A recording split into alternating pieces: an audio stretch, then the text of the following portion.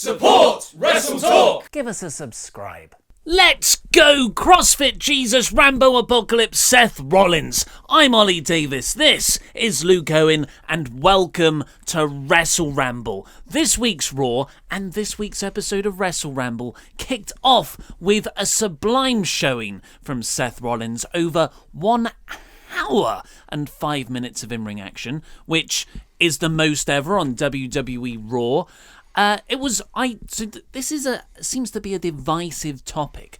I personally, as I said in my Raw review yesterday, I loved it. I thought it was unique to kick off Raw with what essentially ended up being a 2-hour match. It was 6 gauntlet matches using the 7 people in this Sunday's Elimination Chamber. Not a few people, the criticism seems to be that there were no stakes on the line. So what is the point? Tactically, should you really be exerting yourself as much like Rollins did when you've got such a big match in just 6 days' time? And it was too long. People like Raw with more variety, a backstage promo here and there.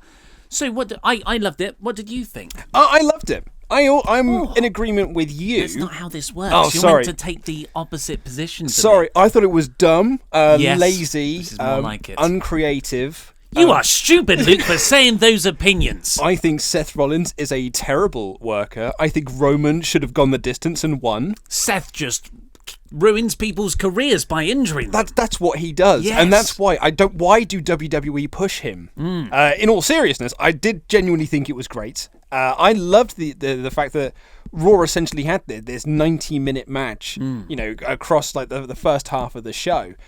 Seth Rollins in particular, and I get the criticism against why would Seth put himself into this position? Why would he try and go the distance? Why would he wrestle for over an hour when there was nothing on the line? And that is a very valid criticism. However, what I would say is that it's in his character. Last week, his whole deal with Kurt Angle was that, I want this to be Monday Night Rollins. I don't want to just be part of Raw. I want to be Raw. So him trying to wrestle for over an hour, breaking the record for the longest performance of any wrestler in the history of Raw, is well in keeping with what Seth Rollins has always set out to do. And that's why in his match with John Cena, despite the fact that John Cena he should have easily beaten him, Seth was kicking out, and he wanted to keep going. He wanted to break these records. He wanted to show that he should be Monday Night Rollins. So I thought it was a really nice character piece for him. I completely agree. He's sort of on a road to redemption after that promo with Kurt Angle last week saying, like you said, I want to make it Monday Night Rollins. It's as if I have fallen in love with Seth Rollins again. This is it brings back memories of those Shield days, of that brilliant moment when he just ran down at WrestleMania and everyone's going crazy. And all it took was not feuding with the Bar anymore. Yeah, but so no, it is really. You are we were so down on the Bar feud, not at the start, but by the end, when it had been 8 months, we were like, I'm done with this now. As soon as he stepped out of that, he's just got this whole new lease of life on him again. But it's even with that storyline last summer, where he was repairing his relationship with Dean Ambrose, we said at the time, this is the best storyline going in WWE at the moment, and it really was.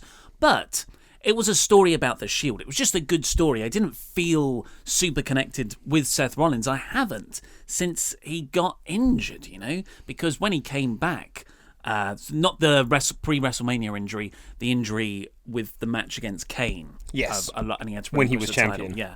Yeah. I feel like he should have come back as a babyface. Yep. And I was waiting for him because, he was on top. He was the main event of Raw for a very long time before that injury. And he didn't. And ever since then, it's just been, okay, you have gone down to you're a main event player consistently, but you're not going to be a superstar. I just enjoy your matches here and there. To be honest, sometimes I get a little bit bored by your matches. I've seen enough dives. But last week, and that's while enjoying all of his work, but I just didn't feel like that real connection with him like I do a Braun Strowman or a Kenny Omega or an Okada. But now, after last week and building on it here, all of a sudden I'm like, I want to see what Seth Rollins does next week. Now, this is an interesting topic, actually, because someone was tweeting me about this morning, saying that from a casual fan's perspective, is it then detrimental for Roman to win the Elimination Chamber on Sunday? Because this casual fan's perspective, it might be like yourself, whereas like, look, this guy just wrestled for over an hour, he beat Roman, he beat John Cena, he's the guy going into this, he's clearly the guy that they're going to be pushing in towards the main event of WrestleMania. Then come Sunday, sorry mate, this is my yard, I'm the big dog.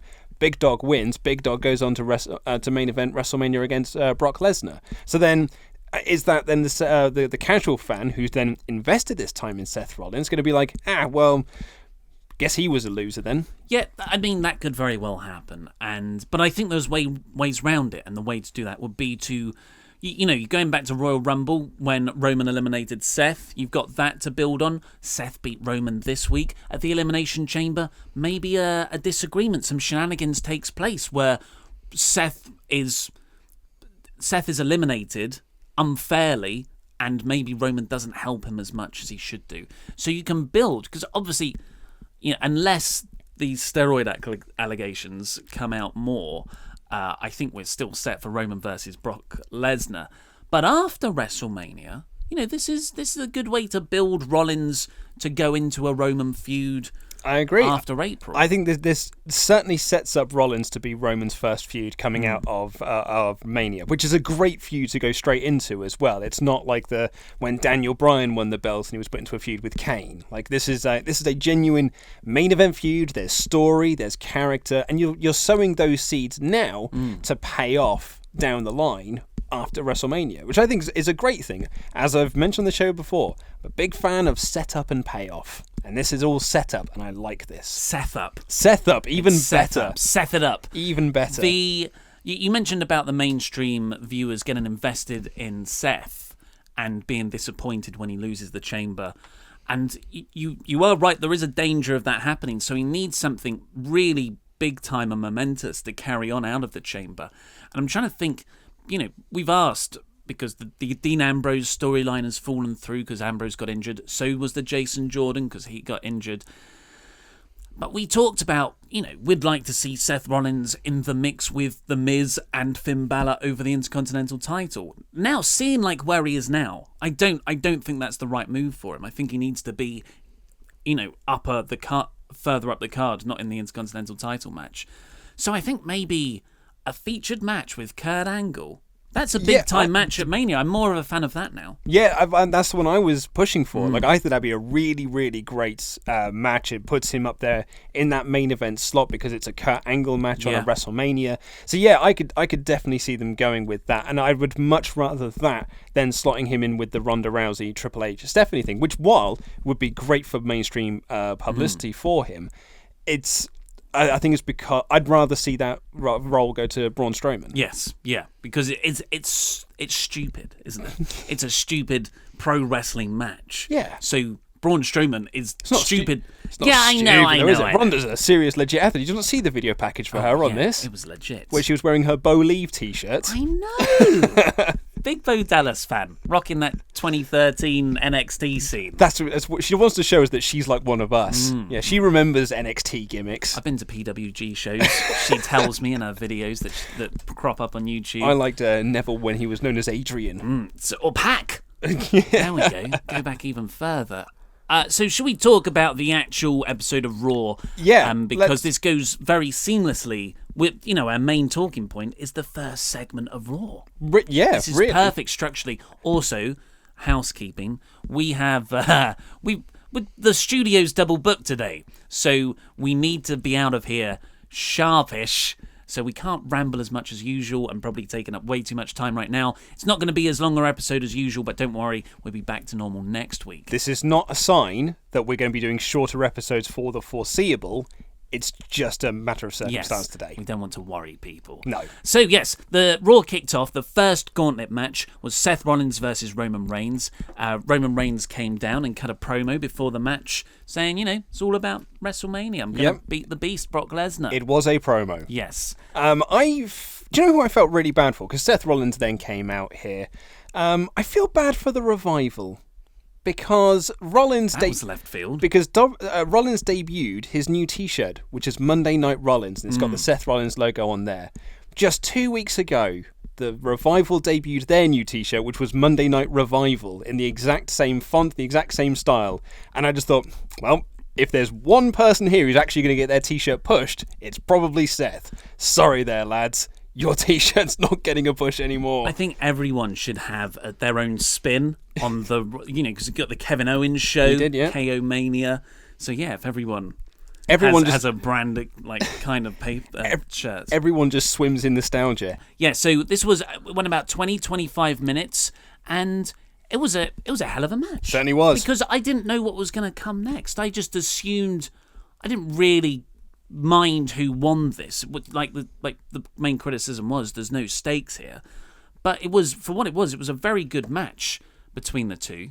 I really liked it. I really liked this. This was a really, really solid match. Just great action back and forth. And what I really liked about this is that the storyline they were playing off in this opening bout is that these two guys know each other so well because they're Shield brothers. They're busy mates backstage. So all of the stuff that they were doing was just like, I know what you're going to do next. I know what you're thinking. And that played off as a really nice dynamic between them. I thought this was excellent. So my favourite spot of the match was, I can't remember what move it was off of, but Roman Reigns just stood up after Seth Rollins. Oh, and did the No Japan No yeah, Sell? And New Japan No Sell. Got up in his face. Yeah, No Japan Sell. Got up in his face, and they had a bit. I was like, yeah, come on, let's fight. Yeah, this is like violent. I think it was off the buckle bomb. Was it? It might have been. But it was it was wonderful. And then the finish was a curb stomp was countered into a roll up by Roman, but then Seth countered that into another roll up. Yeah. So surprise roll up finish. I don't mind here. It protects both guys. I thought it was great. And then they fist bumped afterwards, which, was okay. Yeah. It was okay for now. Absolutely. But it was a good match, but it was made even better in retrospect. If you go back and you watch things once you've seen the larger story, you pick up on, this as a complete package, this was amazing. And I don't do this because I've broken out the douchebag scale for Raw. This is only a pay-per-view thing, usually. I've given Seth Rollins versus John Cena. I sure hope you've kept this over into SmackDown as well. Nope. It's not worth it. 4.25 stars on the douchebag scale. For Seth versus Cena? Seth versus Cena. Wow. I loved it. It was really, really great. You could make the argument that it became every John Cena match you've ever seen, where it's just like big move, kick out, big move, kick out. But if there's someone who knows how to do big move, kick outs really well, it's John Cena. It's big match John. And Seth just was perfect in his role. There were so many great spots in this, particularly when Seth could barely stand, but he was trying to get the punches in, but Cena would just kind of dance around him, bop, just punch him, and down goes Seth again. It was so brilliantly worked. It was really heelish from Cena. Yeah. But, it's a difficult balance to strike because you're allowing Cena to work heel here, effectively. The way you said, he was just toying with Seth Rollins, leaving him down, going for those count-out wins. Yeah. That is not within John Cena's usual character. No, it's not. But Cena is so obsessed with getting that WrestleMania match, which he thinks the way to do that is by Elimination Chamber. I don't know how this gauntlet match plays into it, but the Coachman put it over on commentary, come on Coachman, that Cena has the long game in mind here. He's got 4 or 5 more matches to survive. He doesn't want to exert himself. He's facing a tired man anyway. I'm just going to pick him off. I'm going to go for the count-out win. So you're allowing Cena to work heel without turning him heel. I thought that was so smart. It was so smart. I'll tell you what, the only thing that I didn't like about this, one thing I did like was actually John Cena debuting some new moves. Moves. He had him in sort of like a crossbody thing, and then he flipped him round into a stunner. That was a nice little move. But man, a criticism I'll always have with John Cena, and it might just be because we've watched No Way Out 2004 for the Patreon podcast. Good plug. His STF sucks, man. It's like, because Eddie Guerrero locked in such a great STF in that show. And I wrote in my notes at the time, man, that STF rules. And then Cena locked in his STF here, and I was like, this does not rule. This is a very bad STF. It's like he's got it locked, because I thought the exact same thing. He's got it locked in, and it's almost like the person who's in it could just wiggle out. Yeah. And John Cena would still be there in this static Yeah. lock. Oh, yeah, and this is not like a hot take. No. Though this has been said to death for, what feels like a decade plus now. He should turn heel. That's Cena. Should Raw be 3 hours? but Matt, it just really stuck with me here. I think it's just because I just watched No Way Out 2004. I've written it in my notes here. This is what Seth Rollins should have had coming back from injury those 2 years ago. You know, I was injured. I exploited myself with the Authority. I'm going to prove myself. And that's when the Authority, I don't want your help, Authority. I'm going to prove I'm a good person. Yeah. I'm going to repair my relationship with my Shield brothers. Anger begets anger. And then the Authority would turn on him. But, he could have done that by proving himself in these long matches. And it's such a shame that we were talking about it yesterday. WWE, always just a couple of years too late on certain things. It's not like they're either on time or years late. Yeah. There's not really a middle ground. But I really like that. So the Wrestling Observer, Meltzer and Alvarez, criticised the first 20 minutes of this match. Did they in their really? review for being sloppily worked. Whoa! On Cena's part. I didn't notice it, but they're very. It probably was, but it was wrapped up in Rollins' story. Yeah. And that it was just rest holds. What a way to kill a crowd, they say. And apparently there were "this is boring" chants. I don't care. I thought all those rest holds played within the story of the match, got me more invested. One of my favourite matches from last year was that Okada versus Suzuki match, which was Suzuki putting submissions on Okada for 40 minutes. Mm-hmm. So this was fine. Yeah, but this wasn't in New Japan. Oh, God, if this I'm not going to get into that. That's another hot take. But there was some really good, particularly because the first 20 minutes were mostly rest holds and commercials. But I think that works in the story. I agree. Because Cena's I don't need to exert myself here. He's already knackered. I totally Why would agree. I completely disagree with that. There was one thing that because they did all these kind of big moves and kickouts, and eventually Seth won. I believe it was with the curb stomp, right? I believe it's called the Blackout. I think they called it the stomp. Oh, do they? The stomp? I think the knee? One of them called it the stomp. Oh, okay. Which I thought was really funny as well, because you mentioned this, it's called the Blackout, because curb stomp is, too violent a name. Roman Reigns got a move called the drive-by. Come on, lads. Let's call a spade a spade. But yeah, I think he won with the stomp. And what I was really hoping for, because I was excellent, he just beat Cena. This is a wonderful story they're telling. It's been over an hour. Although they did mention here that Triple H had the longest match, which isn't technically true, because Cena and Michaels also wrestled an hour-long match in London. It's in England at the very least. What I wanted here was The Miz to come out next. I wanted it to be The Miz, and I wanted The Miz to just hit him low while the referee was distracted, hit the Skull Crusher finale, and pin him instantly. Real heat, yeah. A real big... Mr. Raj distracting the referee. That's what I really wanted here, because I thought that would put some great heat on The Miz. I mean, you needed The Miz later on for the Braun Strowman stuff, so I kind of get that, but that's kind of where I wanted to. And even if you did that with Elias, I thought it would have been great. Yeah, I felt so. Rollins went on to have 8 minutes with Elias, and then Elias won. I agree. I think it should have been over a bit quicker. Yeah, I agree. It's not like it was a good match. It was a fine match, Rollins and Elias, and I was so invested in Rollins. I was there with every near full. But if the aim is to build up Elias, I think you can beat Rollins within 3 minutes and it not look bad on Seth, because he's just beaten Cena and Roman back to back. What an extraordinary way to put someone over. Yeah. I really hope they continue this momentum. And Elias looks good as well, because Elias can, he's beaten Seth. Because if Elias then lost to Seth, that would have been... It's it's pushing it a bit too far. I thought it's like when Ric Flair entered, one from the number 3. Is it number 3 position? 2, I believe. Is it 2? Yeah, it was number 2. Yeah, okay. Well, it's that... I'm sure someone will correct us. It almost works better because it's not number 1. It's not the super poetic version of it. So yeah, I wouldn't like Rollins winning more than those two huge matches wouldn't have been as good. Yeah, I think it would have been agree. too sweet. Yeah, I agree. The Mona Lisa would have been too smirky. But yes, so Elias won that match. Then we had Finn Balor versus Elias. Another nice little touch we haven't actually spoken about in this is because Raw was just like wrestle heavy. It was WrestleFest 2018, for the first hour and a half of this.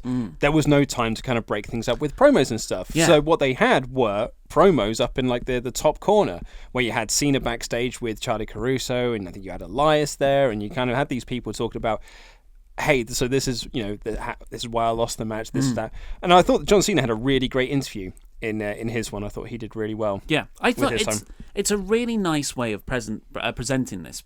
And I think they should probably try and make that the norm going forward because, you've got two bits of engagement on the screen there. You've got the interview and the action in the ring. The problem there, Ollie, while that is a great idea, you can't put words on the screen when they're in such tiny. It's so small. The words won't be. You can't see the words. Have it over the match. Have the wrestlers act out what the interview's talking about. And emojis. Everyone loves emoticons. Go old school. Bits of punctuation. So Finn Balor beat Elias next. This was fun. I quite enjoyed it. It was it was a good back and forth match. Although there were "We Want Strowman" chants, which I felt really bad for both guys in the ring. It's just, after those two matches of Rollins and then Rollins' defeat, the crowd were kind of sapped. It's like that tag match following the Royal Rumble this year, the Men's Royal Rumble. Yes. It was a tough act to follow. And the other thing as well from this it's kind of not great in the storytelling perspective is that Finn Balor was struggling to beat Elias, and they were kind of putting over on commentary that Elias is injured because of the double base shot. So he had his ribs taped up and everything like this. And then you just got Finn Balor selling for him for most of the match, which doesn't do Finn any favours really, even if he did win. And then we had Balor versus Miz. The Miz Taraj were distracting right away. I thought this was the match I was least into. And it's also the match I think left the most on the table because the Miz Taraj are out there. Why the hell aren't Gallows and Anderson out there? You bring Gallows and Anderson out there, and all of a sudden you've got a new dynamic to this very long match that kind of freshens it up a bit. It feels like a new match because it's 3-on-3. And you don't have to have Galanderson out there from the start. You could have like a Miz Taraj interference spot and then Galanderson come down to just be like, to essentially warn them, don't get involved in the match, and then just have them standing around ringside. Like that would have worked perfectly. Yeah, I think it would have been a much better way to make it more dramatically engaging. And it just doesn't make sense because the Balor Club are a thing. Why would his mates just leave him out there when he's at a blatant disadvantage? And it's fine to say like, hey, I want to go out there on my own and win this. But then when the Miz Taraj interfere, you'd be like, well, we let you go out there on your own, but it wasn't going to work because these two dorks keep interfering. Nerds, I should say. So we're going to come out here and sort these things out for you, or sort this outside interference. And my favourite bit of the match, you could have still had, which is when Miz wins, he's happy because he's like, yeah, I beat Balor wicked. Oh crap! And his face just drops when he realises Braun Strowman's next. Right, and this is such a nitpicky thing. Oh no! He realised too soon. It needs the music to hit, and that's when he realises. So, I liked. Maybe it's just because, I think of Jericho Vengeance 2001 when he beats The Rock for the WCW Championship, and he's there celebrating. And then the glass shatters, and he's like, "Yeah," and he just realises that he's got to have this match straight away. That's kind of what I was looking for. Well, anyway, this was wonderful. This was very good, and it's like, it makes it more of a shame that the Galanderson weren't out there for Balor, because you look at the first half of this gauntlet match, the first three matches, that's the story of Rollins. Then you have a buffer with Finn and Elias, but then you could tell that, that new story, a new style with the six-man, and then you've got a completely different kind of match at the end. Fun, pro wrestling craziness, Braun Strowman chasing Miz very fast. Yeah. But he runs weirdly. Well, it's because he's so quick, he has to like pretend to run fast. Yeah. Like he has to try and slow himself down, but still look like he's running at full speed. But he runs, he runs at full height. He doesn't lean forward into the run. Yeah. I think that's why it looks a bit odd. But it's still scary as hell. I wouldn't like to be chased out by him. And they were running right into technical areas as well. I was like, there are wires, there's light stands and everything around there. It just seems dangerous to be running through that. But Braun gets him, and they have a fun match, which it went a decent amount of time, and I never felt like, oh, Braun should be beating him now. I just thought it was a totally fine match, and then Braun hits the skull-crushing Miz hits the skull-crushing finale, and Braun's kick-out is so strong at 2, it launches Miz through the middle and the bottom rope and onto the Miz-Taraj. And then he beats him with a power slam. There was a great line of commentary from Coachman, come on Coachman, when they were talking about the Olympics, and I think it was Coachman, it probably was Coachman, but Corey Graves brings up the Olympics and says, like, is there an Olympic game for whatever wackiness Braun was doing? And then Michael Cole's like, can you imagine giving him a medal on a podium? And Coachman goes, he would be the podium. What does that even mean, Coachman? Great call, Coachman. Great call, Coachman. Then Strowman goes up to the ramp, and Charlie, as she started the whole gauntlet... There was a moment in this that I thought would annoy you, which is when Finn was doing his interview, Braun Strowman did his big running drop kick, and Michael Cole essentially just snorted over Finn's interview with and he did. Grant, in fairness to him, he did apologise. I think he thought his headset was down, as you would hope it would be. He snorted. Yeah, because he was laughing at Braun doing the right, I see. Doing the drop kick to Miz. Braun's drop kick is a thing of beauty. It's wonderful. It's not beauty though. It's just horrible destruction drop kick big man. So there is there's a film Godzilla versus Gigan, in which Godzilla does this like big running dropkick thing where he essentially flies across the screen, I think to hit Megalon while Jet Jaguar is holding him. And it's one of the funniest things in the film. It's a wonderful little movie anyway. But every time he does this big running dropkick, all I see... It happens more than once. And you mean Braun? No, when Braun does this dropkick, all I see... And actually he does do it twice in the film. They literally just use the same footage. But I just see Godzilla just skirting across the floor, or skirting across the sky, doing this big old dropkick. Turn it into a GIF, someone. So Strowman has an interview with Charlie Caruso at the top of the ramp afterwards. He talks about how the Elimination Chamber fears him. He calls Brock Lesnar the Beast Incarnate. Beastie Boy. Mate, if you want to get him over with me anymore, start making Beastie Boy references. Yeah. And then he goes, you know what? Actually, I've got a bit more business to finish off. Some hands to get to. Yeah, and he walks down to the ring and just power slams the Miz-Taraj some more. And it worked this time. It really worked this time. Well, it worked and it got flat. And then he said more, shall I do it again? And the crowd went really big for it. So I'm glad that's getting over because it is good. But sometimes the crowd are weirdly dead for it. Yeah. I thoroughly enjoyed this opening to Raw, this big sort of like hour and a half. I just thought it was a great way to open the show. It felt unique. It felt different. They're not going to do this next week. They're not going to do this next year. I just thought it was a really nice touch. And it did some really great character work for the majority of the people involved. I can understand the criticisms. I don't see them. But for me, this was a killer opening for Raw. I don't think the second half of the show really lived up to what... Because I was ready to give this an in-or score. I was there, yeah. So ready after this. And I was like, all this hour and a bit has to do now is just ride this wave of momentum. And it sadly didn't for me. You mentioned it's unique. The end of this year, we'll be looking at what were the best Raw episodes.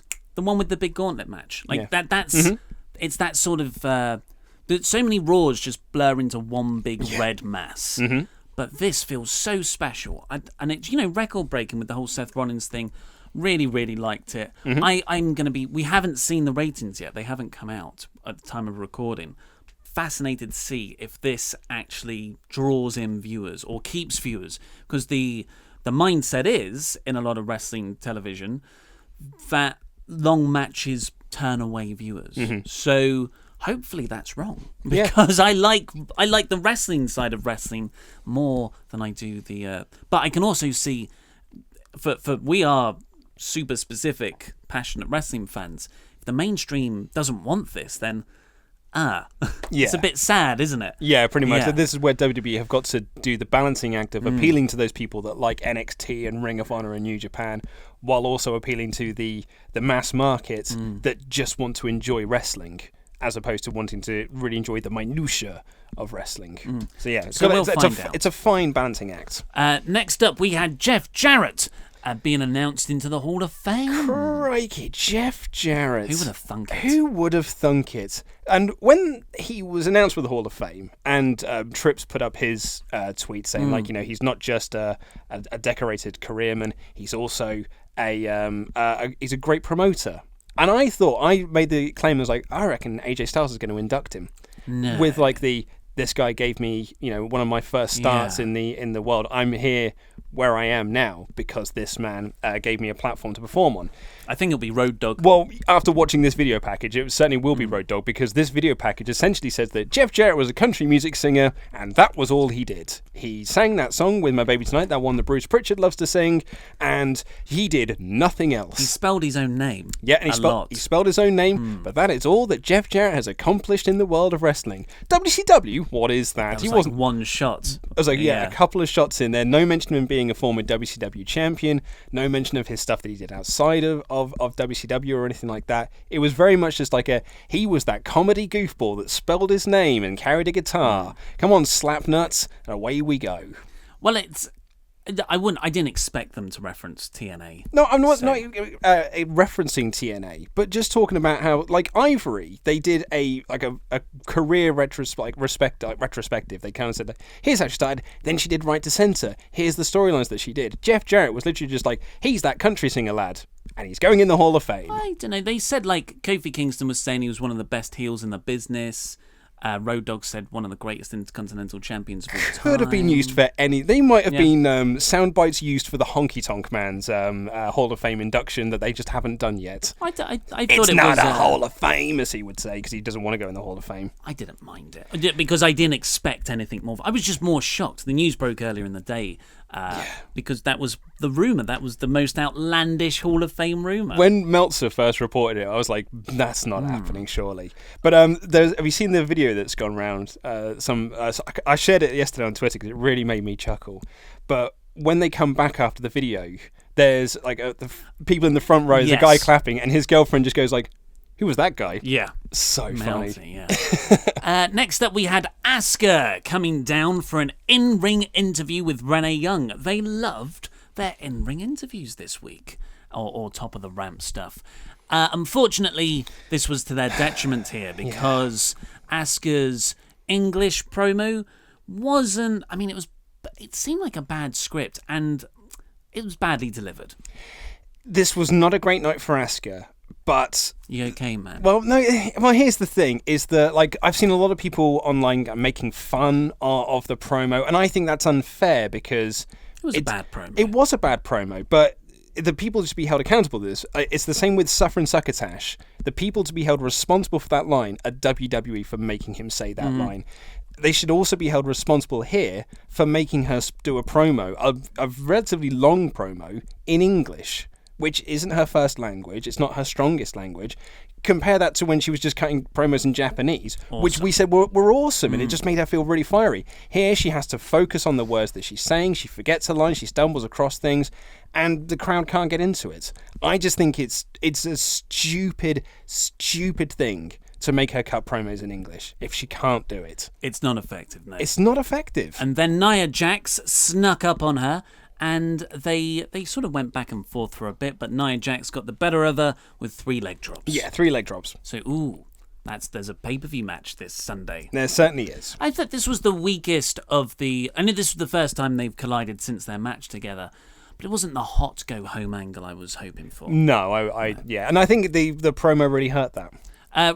Ronda Rousey was next up with a video package. The second video package. This was awesome. This was a great video package. It really sort of got her over as this mainstream star. You got her on Jimmy Fallon and the other guys who host. They all look the same, don't they? Yeah. In their suits. Problem with this is that Charlotte did essentially say, the great thing about Ronda Rousey is she's a star. And I'll be like, guys, you're stars as well. Let's all like act like we're on the same level here. Yeah, I know what you mean. But seeing her actually train, they're mixing in the wrestling training with judo training. It was a nice, effective video package. I liked this a lot. Titus Worldwide then beat the Bar, presumably because we need some more matches this weekend. We need a buffer match. Yeah. And this is it, I guess. Or a pre-show match. Well, yeah, because you've got to have your 3-hour pre-show, so you've got to have something on there. So I'm guessing it will be Titus Worldwide against the Bar for the titles this time. I thought this was fine, though. I thought it wasn't. None of the stuff on the second half of the show was bad. Even the Asuka versus Nia Jax thing, I just didn't think it was. It was just like average, or a little bit below average, that particular segment. Everything else was just normal Raw, but the first half was so good, or the first 2/3 even was so good, that this stuff looks worse than it is. Yeah. Also, I think we're just forgetting that the Bar beat Titus Worldwide. After they won the tag straps, they did have this tag title match. Yeah. I think we're just meant to forget that happened. And the storyline is that Titus Worldwide have their number and keep beating them. Yes. Yeah. So that's... because they beat them twice heading into Royal Rumble, and then the Bar won the belts, and this set up that match. They should have just kept it off them. But I guess they didn't know where Jason Jordan was going to play into things. Yeah. Although he was meant to go into the chamber, so he was never programmed with the Bar anyway.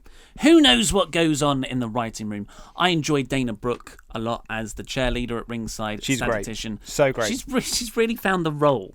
Yeah, well, I always thought she was great on the outside anyway, because when she was teaming with Emma in NXT, she was one of the best things of Emma's matches, was just walking around the outside talking trash. She's really good in that role. I like her as Charlotte's protege as well. So this was perfectly fine. Bray Wyatt and Matt Hardy had a promo next. I've written here, Bray cuts a spooky promo, Matt cuts a woken promo, they talk nonsense. Yeah, Matt said their souls have been feuding for eternity. Yeah. Cool. You remember you made that point about how The Miz is a great promo, but his promos don't make you invested in matches? That's how I feel here. These are perfectly fine promos, but I have zero interest in actually seeing them have a match. Yeah, Bray Wyatt, I've been conditioned to not listen to what he says. Although he said stuff and words very well, it just doesn't go into my head. And now I could not believe this has happened with Matt Hardy, who has one of the most distinctive deliveries with his broken and woken character. It's happened with him as well. Yeah. It just washes over me. I'm just, okay, teeth. I can see teeth. He's laughing now. It's over. Right, let's move on. So they have set up a match for this Sunday as well. Yeah. So we only had 3 matches before this week's episode of Raw, and they've had to fill out the rest of the card on the Go Home show. Well, that's what we figured, really. Like this is it's not good practice. No, but this is a pay-per-view that is sold on the 2 Elimination Chambers and Asuka Nia Jax. Like that's your the ones that are going on the poster. Everything else can just be filler. You could have just done it on the night. So that women's Elimination Chamber match, the go-home angle for that was Sasha Banks, Mickie James and Bayley versus Mandy Rose, Sonya Deville and Alexa Bliss. In a SmackDown Live special. Yes, very good. Alexa Bliss and Mickie James were kind of pairing ahead of this. I know that was the story of the end of the match, and I guess throughout the match because Bliss didn't want to face James. But the real stuff here for me was, why would Bliss team with Deville and Rose? And why would Banks and Bayley work completely fine together, considering what's happened since the Royal Rumble? I just thought this wasn't as good as it could have been. For me, the biggest problem I had with this match was that there was no implications behind it. Like, if this is going to be your main event of the show, then say that whoever scores the pinfall goes in last in the chamber, or the winning team get the last 3 entries. Yeah, like something like that, just to make it, because then you've got people trying to fight over pinfalls. Like especially if you do like whoever scores the pinfall goes in last, you kind of make a bit more of a scramble. People want to be in the match. People want to be tagged in and out. You kind of create a bit of a storyline in it. Yeah. As it was just a match, and not a particularly great one either. I like Mandy Rose, but she was not good here. She had a really bad night. Sonya Deville is now the best part of their act, I think, especially because Paige just feels like a third wheel in Absolution. It's awkward, It's so awkward because they're not having her cut promos for them, and she's not affecting them outside or helping them on the outside. She's not interfering in matches. So she's just there. And I know that's not her fault, but she does feel like the third wheel. And particularly right at the end when they kind of they laid out DeVille and Mandy Rose, Paige just rolled into the ring, acted like nothing. Like she completely no-sold this attack. She didn't look concerned for the people that she's meant to be mentoring. She just came in the ring and was like, okay. Yeah, it is weird that she's out there. I didn't really like this match at all, and I thought it was a really damp ending to the show. And that's why I think that's why I feel like I'm lesser on Raw than you were, because I loved the first 2/3 so much, but this second, well, the last third, really, really let the show down. I think it was just average, but that first 2/3, brilliant, was so good. So good. It's a SmackDown review, Maggle. I love it. We got us a flying Uso. Well, we said we had to get out of here quickly because of the studio being double booked, and but luckily SmackDown has literally nothing to talk about. So we should be able to do this in a couple of minutes. We should be able to get through this fairly quickly, yeah. AJ Styles kicked off the show, talking to Renee Young, and at the start I thought, they're sort of playing up to the crowd, because Renee Young started to do the interview, but the crowd just wanted to chant AJ Styles, and AJ got up onto the rope, and I like that, because that doesn't really happen these days. You don't just get Renee Young going, having an open babyface. Yeah, duly noted your chant. Now we will proceed with our scheduled programming. So that was cool, but then that was the last bit of originality in this segment. No, that because so they were chanting AJ Styles. AJ played that up. They then wanted to do a Too Sweet chant, which they could have played up, but Renee was just like, nope, I'm bulldozing through this. We need to get this promo done. We've got a schedule to hit. I'm just going to talk over it. Duly noted. So AJ cut. I mean, the content of the promo was good and the delivery was okay, but it wasn't anything special. It got worse, mate. With the Owens joke. But AJ would walk around and say, you see that spot over there? I could be beating someone up over there, and someone else will win the match over here. It's a 5-person match. What's going to happen? Yes. Yeah, and then Baron Corbin came out, and he didn't really say much, and then Kevin Owens came out, and then we had this joke that we sort of alluded to moments ago, where AJ Styles said, oh, Kevin, what happened to that boil on your back? And the crowd crowd not responded. Like, there was absolutely nothing. And then he was like, that boil on your back, Sami Zayn. Crowd just didn't react at all. It's the Asuka thing all over again. If you give someone terrible stuff to work with, it just makes them look like an idiot, and it makes them look like utter goofballs. And this was dreadful. This was really bad. Kevin Owens was like, oh, yeah, good joke, AJ. And I'm there agreeing with the heel. It's sarcastic. Yeah, that was rubbish. That joke did suck. It's so juvenile. It's not even. It's like something you'll get in a kid's book. Mm-hmm. And I can't. But if I were to read that as a kid, I wouldn't have found it funny. Yeah. It's really, really. I don't know what the word is. It's a mixture between juvenile and patronising. It was juvenizing. It was like, do you remember when Patrovile Cena was feuding with JBL, and they were kind of playing up to the fact that John Cena is this PG icon. Mm-hmm. So they started to make fun of the fact he was a PG icon. So he spray painted on JBL's card, JBL is poopy, because that riled up internet fans being like, oh, John Cena's such an idiot, he works childish things. That was the point. It was meant to rile you up. This wasn't designed to rile anyone up. This was just designed. This was designed to be funny, and it wasn't funny. It's I'll defend Poopy. I'm going to say Poopy's funny. Well, it was that worked. But Boyle. Yeah. So anyway, moving on, because Boyle in Brooklyn Nine-Nine's great. We've it's a different kind. We've devoted too much time to this already. Shane McMahon comes out to say the name of the place. Yep, comes out to sweat, and then books 2 matches. Yeah. There you go, and that was the opening, and the first of those was Kevin and Dolph Ziggler. Dolph still has his silly entrance where record scratch hits, then there's a massive amount of silence so no one can react, and then the music plays, and it almost feels like the commentators are waiting for the music, because then they go, and there it is. Okay, yeah, here comes Dolph Ziggler. I don't know if he's meant to be a face or a heel still. I think a babyface, and it's not like they're doing a slow, interesting morality change. It's it's just a boring thing. Yeah. This is such an uninspiring show. It's difficult to talk about with any engagement. Okay, peeling the curtain back here a little bit, viewers. Ollie and I had quite a lengthy discussion about what to title the SmackDown review this week, because I texted you this morning, I was like, there is nothing to say about this show. Like, nothing happened on this show. And do you want to say your original title? The original title was Matches Added to Fastlane. Big matches. Big matches. And I was like, we can't get away with that. Get away with it. We found the line. We found the line where things aren't CM big. Punk Bullet Club return. Fine. That we can go with. But, and I did say, it was like, this title sucks.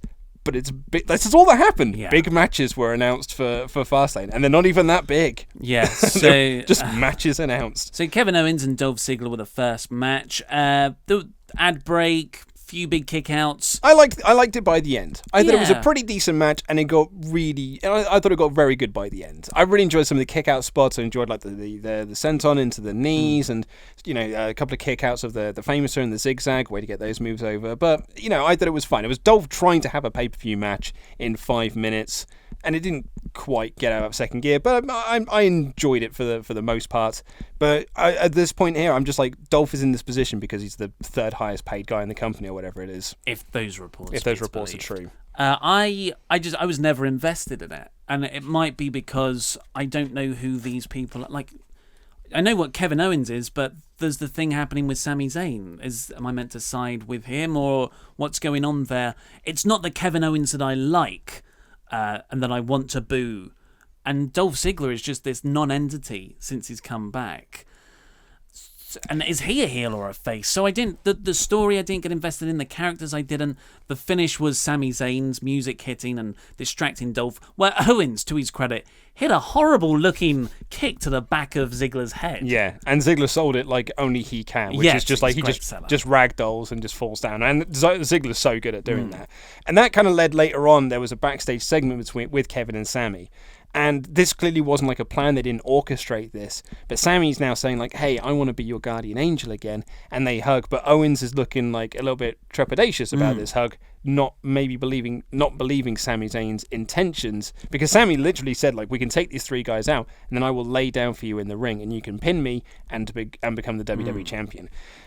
You mentioned there that you don't know. This is not the Kevin Owens you like. That's because the Kevin Owens that we liked, they've taken away from us because for some reason they wanted to split up the Kevin and Sami act. And this now feels like, we are still splitting this act up needlessly. It's so strange because we know what Kevin Owens' character should be, either psychotic killer or ridiculously friendly to one person, with the Sami Zayn or the Kevin Owens acts. Why would you make him the face of America in a suit? Why would you tease dissension between Zayn and Owens at this early stage in their partnering? It's just, it's really, really not engaging. Zayn's playing everyone ahead of the 5-way. It's not the story I would tell. Why don't you tell this 2-person unit against the other 3 people who also hate each other? I think. Yeah. Oh God! And they've just seen what's next. I was going to say, and then this is where I realised that this was not going to be a great episode of SmackDown Live, because the next thing we had was Jinder Mahal coming out for a promo. So we've just had a long AJ Styles promo with people coming out. Now we've got a long Jinder Mahal promo with people coming out. It was this was not great stuff from Jinder, and I loved him last week. Yeah, I thought very he was good last so week. good last week. Here, on the other hand, he came out and he said, "I've got a shocking bit of news to reveal." And that shocking news that I will reveal now is this shocking news that I will now reveal. And it just dragged it out for as long as possible. Put up on the screen. Turns out that he's unearthed Bobby Roode's top 10, or his 10 list for the SmackDown Live top 10. And he put himself at number 1, which you're not allowed to do. And Randy Orton wasn't on the list. Now, I will say some positive things about this segment. Because... Be quick. Because it won't take me long. Bobby Roode came out and he danced around Jinder's questions like a sneaky politician. A politician who has been caught with his trousers down, and they were like, hey, okay, here's what you said, but is this true? But he refused to answer those questions, answering as diplomatically as possible by saying, like, that's not what I said. He was like, do you respect Randy Orton? You're putting words into my mouth. And I like this because it kind of maybe plays up a more of a heelish angle for Bobby Roode, plays into the feud that he's got going with Randy Orton. That bit I liked. The rest of the segment was not so great, though. It's just when he revealed the top 10 list, I've never heard a crowd so sucked of energy. Well, do you know what I was expecting? I was fully expecting him to say, he's Canadian.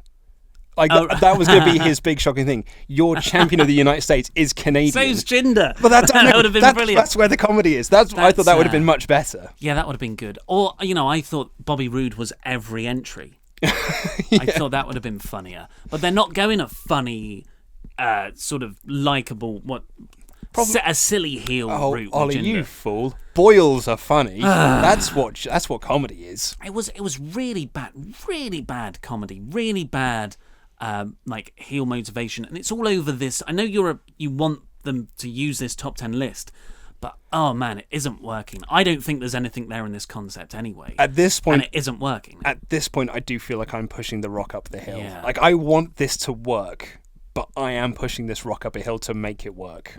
I think the rock, or to want it to work. I think the rock they could have made a rock that had like special wheels and on an elevator, but they've made a rock that's a giant square, or cube rather, and only Braun Strowman can flip that up a hill. Yeah. So the idea of the actual wrestlers voting, it's just and having Ty Dillinger at number 10 and all the problems we've already discussed, it's really hindered this from ever becoming anything, and they're still running with it as a legitimate United States title feud. And it only gets worse in the next segments. Because, okay, so we'll finish that segment off. Randy Orton came down. They attacked Jinder. Randy tried to hit the RKO. Roode DDT'd him. Jinder hit the Colossus and stood tall. So, sorry to butt in here. Yeah. I'm going to say it. Randy Orton's blocked me on Twitter. Oh, God. So you texted me about this morning. I was at Mile End when I got the message, and I couldn't connect to the Wi-Fi to reply to you to be like, oh my God, why has he blocked you? I don't know. Yeah, so I just went to have a look on Randy. Someone said, oh, have you seen this funny thing Randy Orton's tweeted? I clicked on it. No, I can't see it because Randy Orton has blocked me. Does this mean now you just can't you didn't like Randy Orton anyway, but can you not like him? I liked Randy Orton. Oh, what, you mean liked him on the Twitter? Well, no, you didn't like... Yeah, you don't like him as a wrestler. Well, you're not... I think he's a great wrestler when he's motivated. Well, okay. When we keep calling him a dick. No, but that's a joke based on how he makes fun of other people. When was the last time you were fully invested in a Randy Orton match? The Shinsuke Nakamura match. You were not invested in the Shinsuke Nakamura match. That armbar was really cool. I mean, like in the build-up to it. The build-up. No, not very often at all. It was this time last year, was the Viper and the Family stuff. But in the last couple of weeks, he's been doing all those cool RKOs. Mm-hmm. We've said that was awesome. Yeah. I don't know what I've done. I don't think I've ever been blocked by a wrestler before, to my knowledge. No. So I feel a bit sad about that, but carry on. So the point I was going to make was this, Brian was watching this backstage on a monitor like an actual normal human being, which was a delight to see. But this SmackDown Live Top 10 list feels like, especially in kayfabe, is a brainchild of Daniel Bryan. Because he was the one who announced it. He was the one who revealed the top 10. He was so excited when he announced it. So excited for the top 10. So when it comes back to him, and I mean, Daniel Bryan, he had a bad night here. Just like saying things as flatly as possible with zero emotion, probably trying to out unemotion Shane McMahon's delivery. I think he's trying to look sad, but it's just coming off as bored. Bored is what I was. And they two of them talked boringly at each other. But Bryan then said, Jinder has stood tall twice, 2 weeks in a row. I think he should be in the United States Championship match. And then Shane McMahon says, yeah, but people like Randy Orton, so he should be in the SmackDown. He should be in the United States Championship match instead. In fact, that's it. It's final. That's the match I'm making.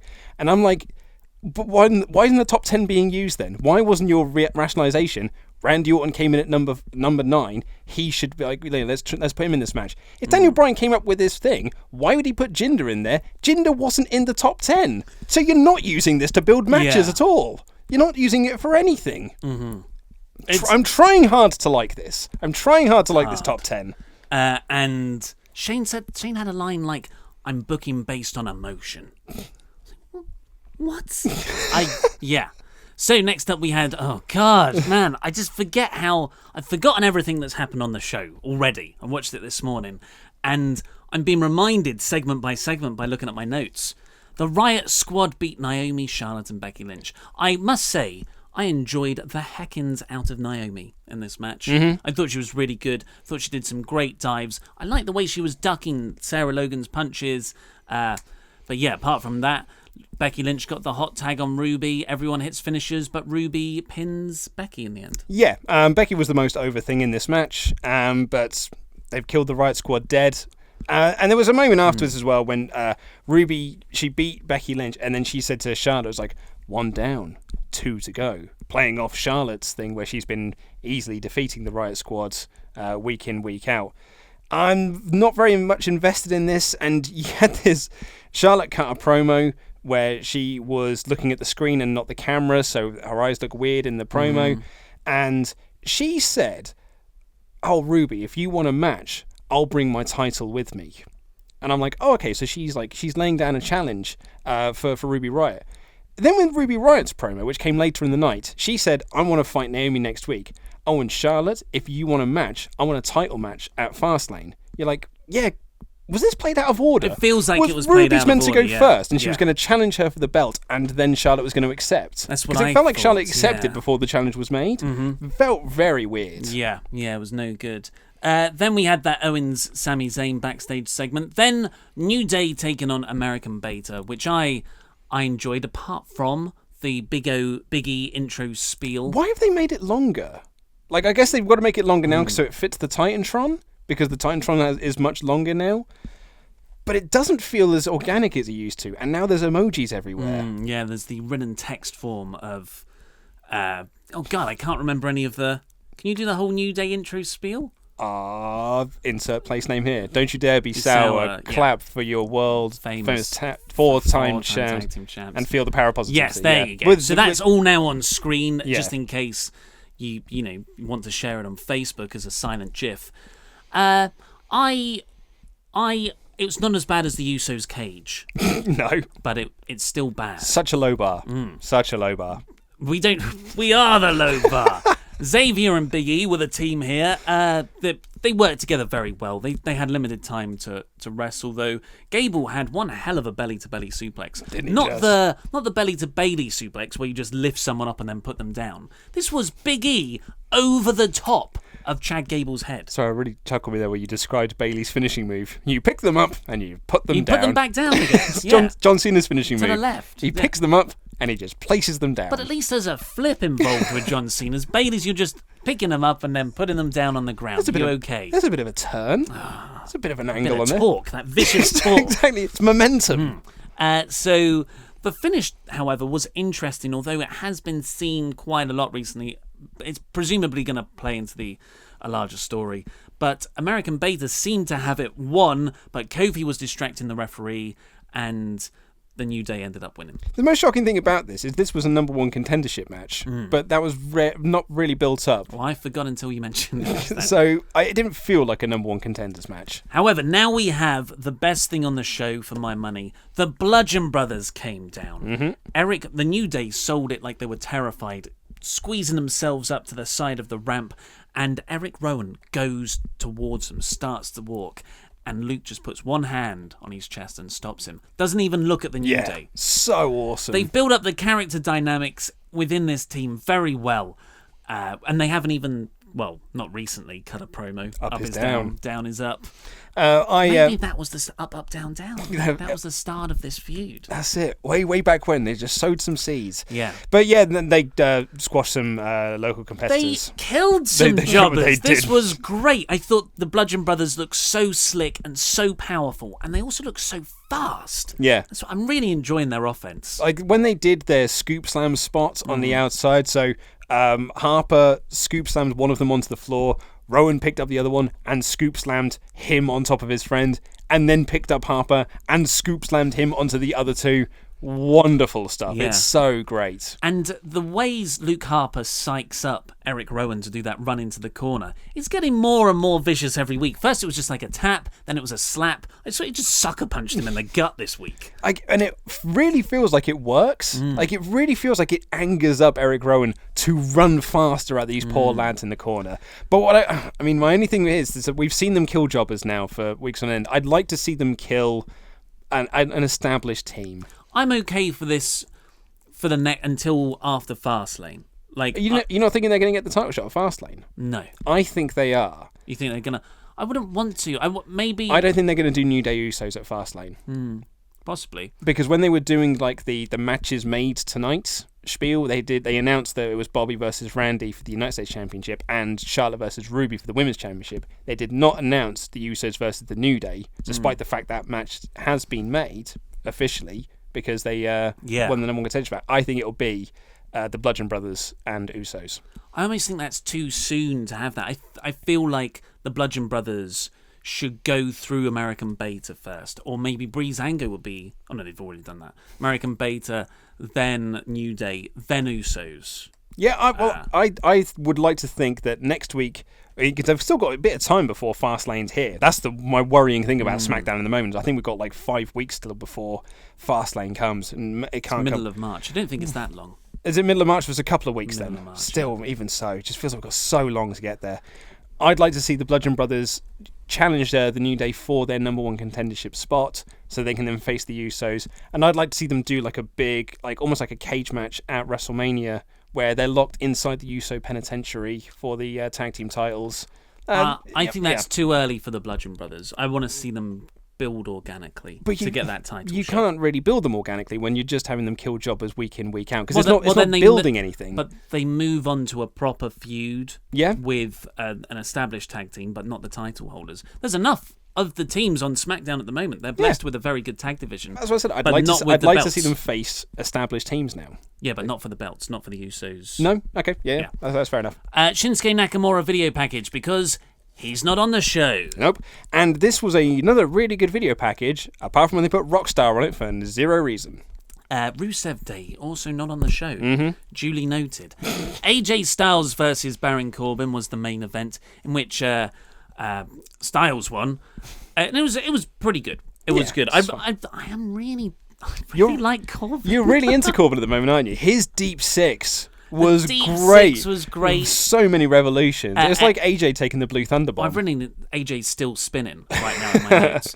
I love Corbin's. He did it here. A slide out of the ring when he's whipped into the turnbuckle.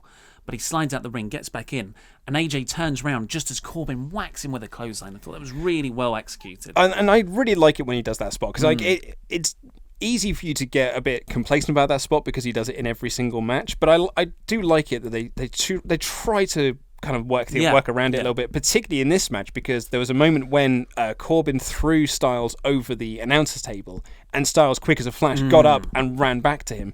So Corbin, on this time, wasn't expecting Styles to get into the ring and hit a phenomenal forearm. Yeah, and really nice spot. And Todd Phillips pointed out that the reason Styles didn't win off that phenomenal forearm, the angle wasn't right. The angle Corbin was too close to the ropes. Appreciated that. Good commentary. Good call, Todd. The finish came when Corbin had AJ on the ropes, on the apron, and Corbin screams, "You can't beat me!" Styles pushed him off. Phenomenal forearm win. So I liked that. I thought it was a good match. It doesn't, I don't expect Corbin to win at Fastlane at all. No. Corbin is not. This didn't do anything for Corbin's level, but it was an enjoyable match to watch. And then KO and Zayn jumped AJ as soon as the match finished. Then Corbin hit End of Days on both of them. And so everyone's flattened out to a similar level. Yeah, it was a show. Who do you think won, Raw or SmackDown? Click the eye above our heads. God, I think it will be lopsided, this poll. I don't know, man. There might be people who like this version of SmackDown, because there were people who really didn't like the Raw Gauntlet. Yeah, that's a good point. So what are you going to go with? I'm going Raw. I'm also going with Raw, because I thought SmackDown was pretty bad this week. And Raw was very good. Yeah. So it's It's even larger gulf.